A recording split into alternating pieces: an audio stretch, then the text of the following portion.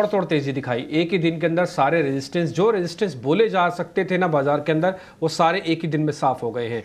ज़्यादा तेज चलना के बार खराब भी होता है। सर आपकी जरा रीडिंग क्या बैंक निफ्टी पर? तो डिम्पी, ऐसा कल क्या हुआ भाई? ऐसा कल क्या हो गया कि अचानक बैंक निफ्टी के अंदर हमने देखा कि इतनी ज़बरदस्त तेजी देखने को मिली है।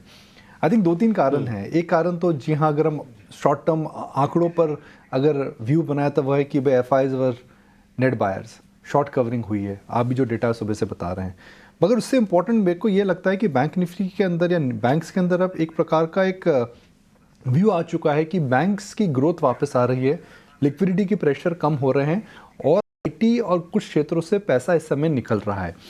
आईटी ने डिसअपॉइंट करा है और जो लॉन्ग आईटी ट्रेड थी, जो कई लोग कॉन्ट्रा ट्रेड भी मार रहे थे, उसने भी दम तोड़ दिया है।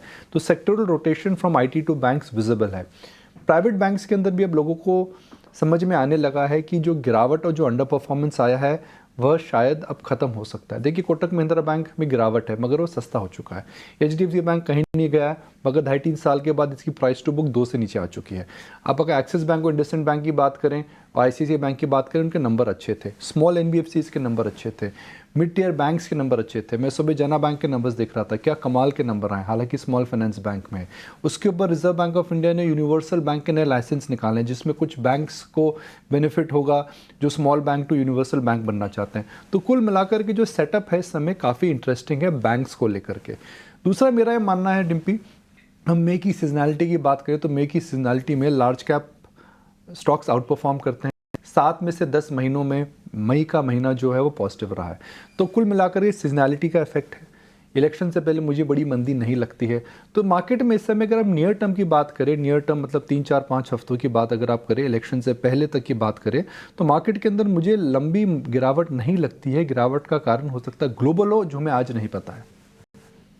पर निकुंज साहब, एक सवाल नतीजों को लेकर भी है, क्योंकि हम देख रहे हैं कि टाटा ग्रुप ऑफ कंपनीज के बारे में आपसे जानना चाहेंगे, क्योंकि आप सभी कंपनीज को क्लोजली ट्रैक करते हैं। एक तरफ ट्रेंड, अच्छे नतीजे एक बार फिर कंपनी ने पेश किए और कई सारे ब्रोकरेजेस ने अपग्रेड भी किया। उसकी क्या एनालिसिस है? जिस तरीके का रनअप हमने ट्रेंड में ऑलरेडी देखा है, और साथ ही टाटा केमिकल्स, यहाँ पे निराशा हाथ लगी है, क्योंकि केमिकल्स में थोड़ा फिर से पॉजिटिव मोमेंटम आ रहा था, पर टाटा केमिकल्स के फिलहाल के नतीजे तो इतने शानदार नहीं लग रहे। पर क्या सर ये माने कि जिस तरीके से चाइना रीओपनिंग हो रही है तो वर्स्ट इज ओवर? देखिए, 1990s में एचयूएल ने जो करा, 2000 डेकेड में टाइटन ने जो करा, 2010 टू 2000 की डेकेड में डीमार्ट ने जो करा, 2020 से 2030 की डेकेड में ट्रेंड वो करने वाला है। ट्रेंड के नतीजे शानदार हैं। ट्रेंड एक हाई ग्रोथ मोड में आ चुका है।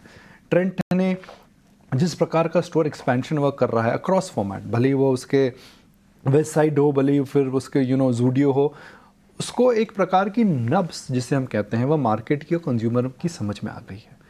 बिना बैलेंस शीट को डैमेज करे ट्रेंड एक्सपैंड कर रहा है, ग्रोसरी के अंदर है और फैशन रिटेल जहाँ पर हाई मार्जिन है वहाँ उसने एक प्रकार का डोमिनेंट मार्केट शेयर क्रिएट कर लिया है।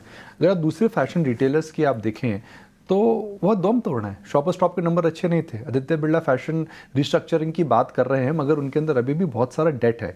डीमार्ट के अंदर स्लो डाउन आ चुका है, हालांकि ग्रोसरी है मगर उनके अपैरल बिजनेस में स्लो डाउन आ चुका है।